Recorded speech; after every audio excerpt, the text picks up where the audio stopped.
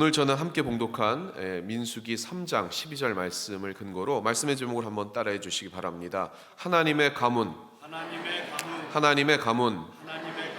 네, 이런 제목으로 여러분과 함께 은혜 나누고자 합니다. 5월은 여러분이 잘 아시는 것처럼 가정의 달입니다. 하나님께서 친히 제정해 주시고 처음으로 이 귀한 기관을 창조해 주셔서 그를 통해 복을 주시겠다고 말씀해 주셨습니다. 우리의 가정이 이러한 하나님을 믿는 믿음 안에서 늘 승리할 수 있도록, 그렇게 아름답게 세워질 수 있도록 기도해 주시고 그렇게 세워나가시길 바랍니다. 오늘 본문은요, 하나님께서 복 주신 한 가정이 나옵니다. 정확하게 말하면 한 가문이 나오는데요, 이를 통해서 어떻게 하나님께 복을 받았나, 하나님 앞에 축복받은 가문이 되었나, 그것을 살펴보고자 합니다. 오늘 말씀의 이 한 가문은 바로 레위 가문입니다. 그래서 한번 따라해 주시기 바랍니다. 레위 가문. 레위 가문. 네, 잘 아시는 레위 가문입니다. 믿음의 조상 야곱에게 12아들이 있었습니다. 그 아들 중에 셋째가 바로 레위였는데요, 성경에 따르면 하나님께서는 거룩한 성막과 그 성전을 지키는 사람으로 이 레위 가문을 따로 구별하여 택하셨습니다. 왜 12 중에서 하나님께서는 이 레위 이 가문을 택하셨을까? 그게 오늘 말씀의 주제인데요, 사실 레위는 12 형제 중에서 그렇게 그다지 특별한 그러한 것이 없는 사람이었습니다. 창세기에 보면은 그의 엄마가 야곱의 네 아내 중에서 결코 사랑받지 못했던 첫째 부인 레아였죠. 이 레아의 네 자녀가 있었는데 셋째 아들이었습니다. 그를 낳을 때도 이 레아는 이 남편의 사랑을 그래서 인정받으려고 애썼다라는 그런 기록이 있습니다. 그럼에도 사랑받지 못한 이 엄마의 자녀들은 어떤 모습을 가지게 되었을까요? 이런 얘기가 있죠. 부모는 모든 자식을 사랑하지만 그래도 첫째를 더 사랑한다, 이러한 말이 있습니다. 이 말이 때때로는 사실이고 경우에 따라서는 아닐 수도 있지만, 그러기에 첫째 아들들은 책임감을 가지고 그리고 자존감을 가지면서 강한 그러한 책임감을 가지고 살아가기 때문에 그럴 수가 있다는 것입니다. 둘째는 이 첫째를 바라보면서 차별을 의식하는 경향이 있어서 좀 질시가 조금 있죠. 그래서 독립심이 강하고 경쟁심이 강해서 세상 속에서 승리한다, 이러한 이야기가 있습니다. 그리고 셋째는 위로는 형제 자매가 있고 밑으로는 이 동생들이 있으니까 이 두 집단 사이에서 서로 의사소통을 하고 그 비위를 맞추는데 강하다, 이러한 심리학적인 그러한 결과가 있습니다. 그래서 셋째라면 선도 안 보고 데려간다, 이러한 얘기가 있죠. 그래서 이 말이 어느 정도 맞아서 예전부터 최진사 댁 몇째 딸이요? 네, 셋째 딸. 네, 셋째 딸. 네, 그래서 그러한 게 어느 정도 맞는 것 같습니다. 근데 요새는 셋째를 볼 수가 없으니까 둘째도 못 보는데 셋째까지 이러한 얘기가 맞는지 안 맞는지 잘 모르는 시대에 살고 있습니다. 그런데 성경에서는 이 야곱의 둘째 아들 시므온과 이 셋째 레위의 모습을 그렇게 좋게 평가하지 않았습니다. 아니, 거의 최악으로 아버지가 평가를 하고 유언을 할 때 저주까지 이렇게 했습니다. 왜 그랬을까요? 창세기 49장 5절에서 7절에 보면 이러한 기록이 있습니다. 우리 같이 한번 합독해 보겠습니다. 시므온과 레위는 형제요, 그들의 칼은 폭력의 도구로다. 내 호나 그들의 모의에 상관하지 말지어다. 내 영광아 그들의 집회에 참여하지 말지어다. 그들이 그들의 분노대로 사람을 죽이고 그들의 혈기대로 소의 발목 힘줄을 끊었음이로다. 그 노여움이 혹독하니 저주를 받을 것이요 분기가 맹렬하니 저주를 받을 것이라. 내가 그들을 야곱 중에서 나누며 이스라엘 중에서 흩으리로다. 이게 야곱이 거의 이제 말년에 이제 소천을 앞두고 유언을 할 때 이야기입니다. 그러니 왜 이러한 저주를 받았을까? 우리가 의문이 들죠. 대부분 좋은 평가를 내릴 텐데 왜 그러한 일이 되었을까? 성경에 보면 그러한 사건이 나옵니다. 야곱에게는 아주 치명적이고 트라우마로 남는 그런 가슴 아픈 이야기가 나오는데요. 그게 뭐냐면 이 레이와 시몬의 여동생 디나가 있었습니다. 그 디나가 도시 세겜에 놀러 나갔다가 그 나라 왕자에게 추행을 당하고 겁탈을 당합니다. 그곳에서 이방인이었던 야곱은 그러한 사실에도 불구하고 아무 힘이 없어서 아무런 행동을 할 수가 없었습니다. 며칠 후에 그런데 그 왕자가 자기 아버지 곧 세겜의 왕과 함께 찾아와서 이 딸 디나와 결혼하겠다고 그렇게 이야기를 하고 요구를 했습니다. 그러자 12 형제는 거기서 하나님의 이 율법과 그 관례상 할례를 받지 않은 민족과는 결혼할 수가 없으니까 결혼할 수 없다 거절했습니다. 그렇게 하면 그냥 물러갈 텐데 이 상대 이 세겜 왕자는 그리고 이 왕은 그렇다면 우리 도시 사람들 모두 다 할례를 받겠다 그렇게 하고 그리고 그 할례를 실행하고 그리고 그 아픔을 그 고통을 견디고 있을 그 시기에 이 둘째 시몬과 셋째 레위는 모략을 펴서 종들과 함께 그곳을 습격해서 그 세겜에 있는 모든 남자들을 도륙하게 됩니다. 정말 상상하기 어려운 이 극단적인 행동을 한 것을 보고 야곱이 아마 정말로 마음에 담아두고 끝까지 그 인생의 그러한 위기 상황 아니겠습니까? 그 도시가 다시 연합해서 쳐들어오면 큰일 날 텐데 하나님께서 겨우 이 야곱을 피신시켜 주셔서 살게 되었습니다.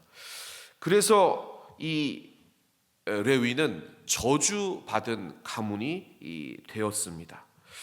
그런데 어떻게 해서 이 저주받은 가문이 오늘 다시 한번 축복의 가문으로 바뀌었을까? 그게 오늘 본론입니다. 그래서 한번 따라해 주시기 바랍니다. 저주에서 축복으로. 저주에서 축복으로. 네. 이 야곱의 저주는요, 이 레위 이 가문에 계속 쫓아다녔을 것입니다. 그 저주를 안고 살아가니까 그 후손들은 거기에 따라서 계속해서 그 저주의 그러한 프레임에 씌워서 아마도 힘도 없이 계속해서 그 영향력 하에 살고 있었을 것입니다. 낙인이 되었겠죠. 그런데 이 후손들도 그러한 비난과 그러한 삶에 살고 있었을 텐데 이 저주받은 가문 조용히 살고 있었을 텐데 거기에 기름 붓는 아주 사건이 터지게 됩니다. 그게 뭐냐면 모세가 이스라엘 백성들을 이집트에서 탈출시켜서 이 광야로 데려가지 않았습니까? 그런데 하나님께서 율법을 주시고자 이 모세를 따로 불러서 시내산 위에 불러주셨습니다. 그리고 계속 하나님과 소통하고 하나님의 말씀을 받는 그 세월이 며칠이었죠? 네, 40일이었습니다. 40일 동안 물도 없고 그리고 먹을 것도 없는 그 시내산에서 하나님과 소통하면서 하나님이 주신 그 말씀을, 그 율법을 받고 있었습니다. 그렇다면 여러분 상식적으로 그 밑에 있는 아직 하나님 앞에 훈련되지 않은 이스라엘 백성들 그리고 이 모세를 탐탁지 않게 그 지도자로서 탐탁지 않게 여겼던 그 이스라엘 사람들은 어떻게 했을까요? 하루도 아니고 4일도 아니고 10일도 아니고 40일 동안 보이지 않으니까 당연히 상식적으로 이 모세가 죽은 줄 알고 이들은 다시 새로운 지도자로 그리고 하나님이라는 그러한 이 신에 대한 형상을 금송아지를 만들고 섬기고 아주 깊은 그러한 하나님 앞에 몹쓸 그 죄를 저지르고 있었습니다. 거기에 분노하고 화가 난 이 모세가 출애굽기 32장 26절에 보면 이렇게 얘기를 합니다. 이스라엘 백성을 향해 이 여호수아와 그리고 이 모세가 얘기를 합니다. 누가 야훼 편에 설 것이냐, 그리고 이럴 때 나오라 라고 얘기를 했습니다.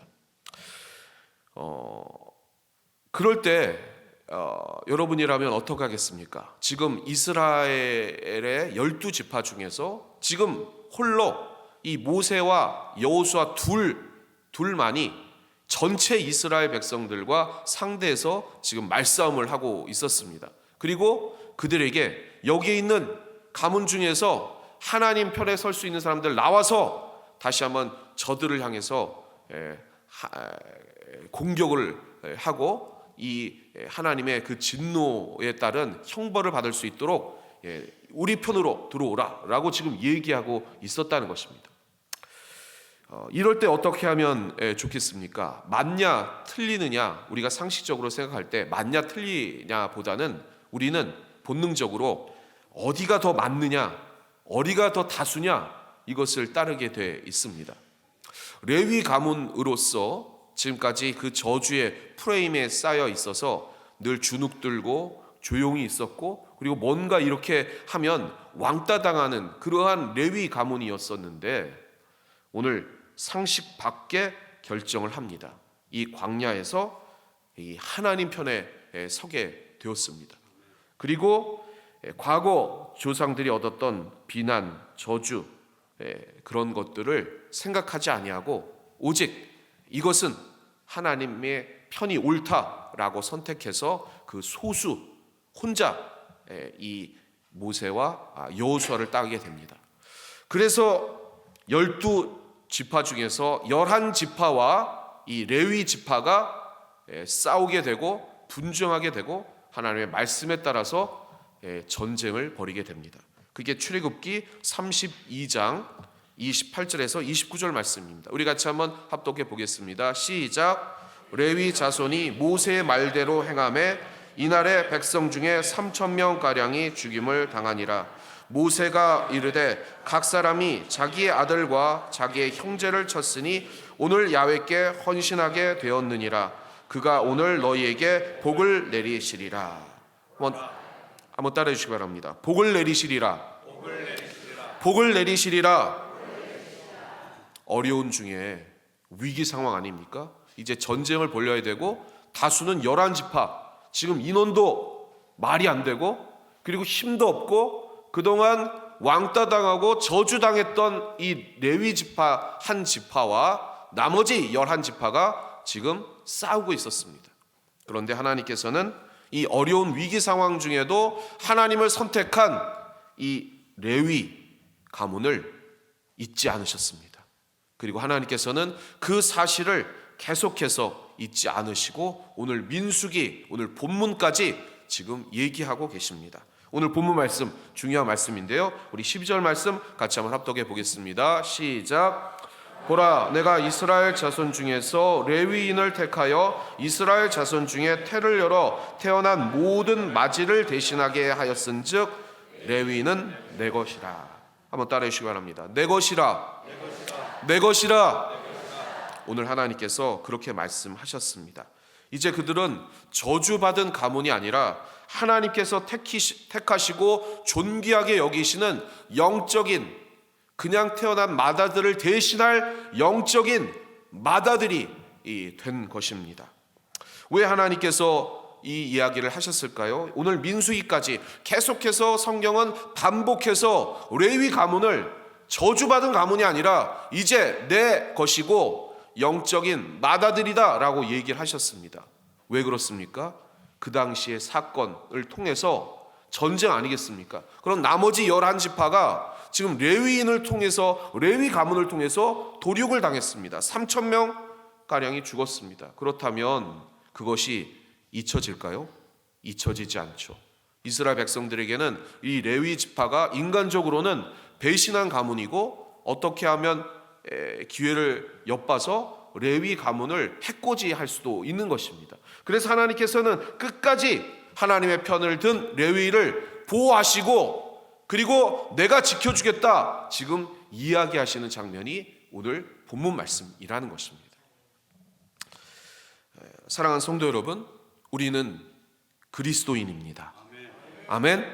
그리스도인이라는 얘기는 예수 그리스도 안에 속한 자라는 뜻입니다.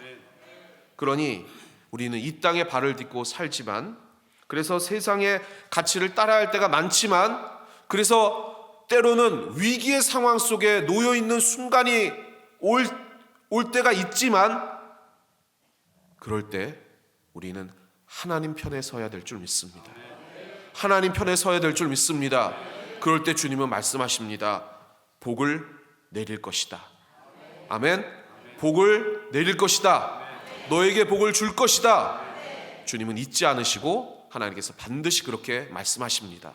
왜 그렇습니까? 하나님께서 너는 내 것이기 때문이다. 이렇게 말씀하셨기 때문입니다. 이것을 잊지 마시고 끝까지 우리의 인생을 이 광야 같은 길에서도 잊지 않으시고 보호해 주시고 그리고 선한 길로 인도하시는 그 주님을 믿으시고 늘 하나님 편에 서신 여러분 되시기를 주님의 이름으로 부탁을 드리겠습니다. 신약 성경에 보면 마태복음이 나오죠. 이 마태복음의 저자는 누구죠? 마태복음의 저자 마태죠. 마태복음의 저자는 마태입니다. 누가복음의 저자는 누가죠. 네. 마태복음의 저자 마태의 다른 이름이 있습니다.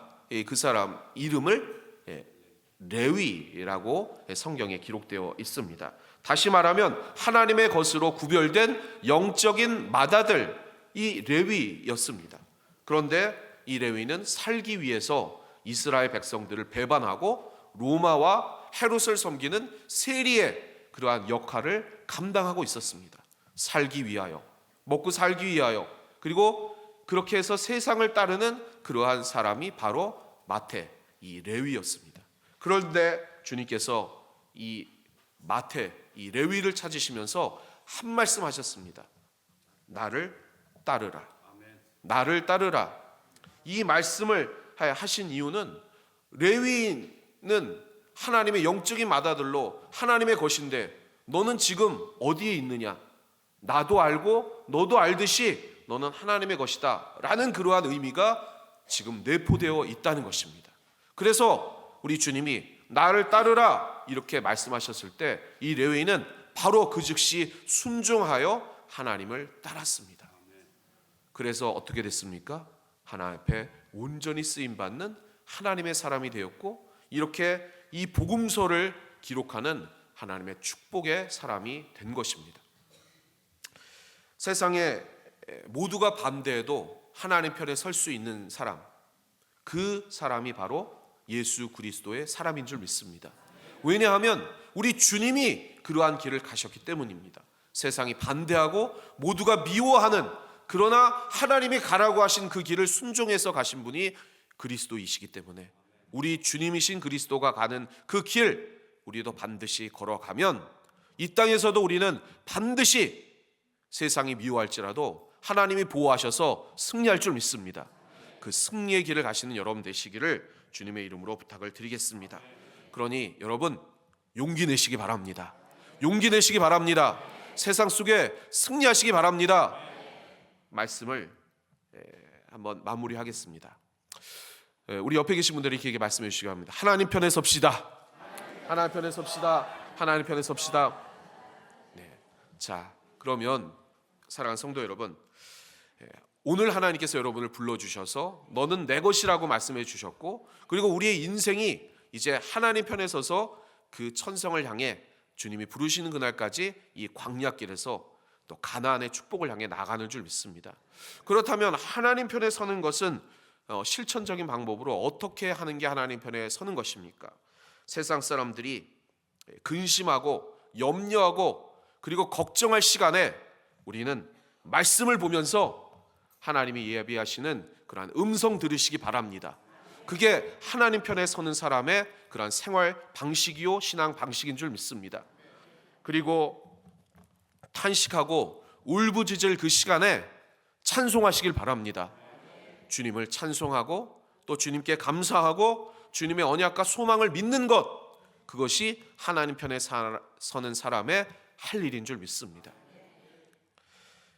조금 있으면 사라질 그러한 즐거움 때문에 물질을 허비하고 있다면 여러분, 하나님 이 하늘 창고에 영원히 도둑질하지 않는 하늘 창고에 주님께 예물을 드리시면서 나눠주고 헌신하고 구제하는 그러한 삶을 살아가시는 여러분 되시길 주님의 이름으로 부탁을 드리겠습니다. 오늘은 무슨 날입니까? 주님의 날입니다. 주님의 날이란 얘기는 뭐냐면 하나님께서 이 시간을 거룩히 지키라고, 왜냐하면 하나님의 시간입니다. 우리의 목숨, 우리의 이 땅에서 주어진 이 시간 중에서 오늘 이 성일만큼은 하나님의 날이기 때문에 세상 속에 허비하지 마시고 이 주님의 전에 나와 하나님께 경배드리시고 영과 진리로 예배자로 서시길 바랍니다. 그게 하나님의 편에 선 사람들이요 영적인 맞이의 일이란 것입니다. 그러니 여러분 늘 안식일을 지키시고 특별히 오늘 성찬을 통해서 주님의 살과 피를 대할 때 여지껏 우리가 하나님 편에 서지 못했던, 세상을 따랐던 우리의 육신의 정욕, 안목의 정욕, 이 세상의 자랑들을 끊어버리고 다시 한번 주님과 연합해서 하나님 편에 서겠다고, 하나님의 거신이 하나님의 길을 가겠다고 고백해 나가시는 이 참된 예배의 시간 늘 주님 앞에 섬기시기를 주님의 이름으로 부탁을 드리겠습니다. 이러한 영적인 장자의 가문으로서 오늘 여러분의 가정이 바로 서 있는지, 그리고 여러분의 신앙이 바로 서 있는지, 우리의 신앙 공동체가 그렇게 바른 길을 가고 있는지 늘 예배자로 점검하시면서 이 올 한 달 여러분의 믿음의 가정을 신앙의 명문 가정으로 만드시기를, 그렇게 중보하고 기도하시기를 주님의 이름으로 축원합니다. 축원합니다.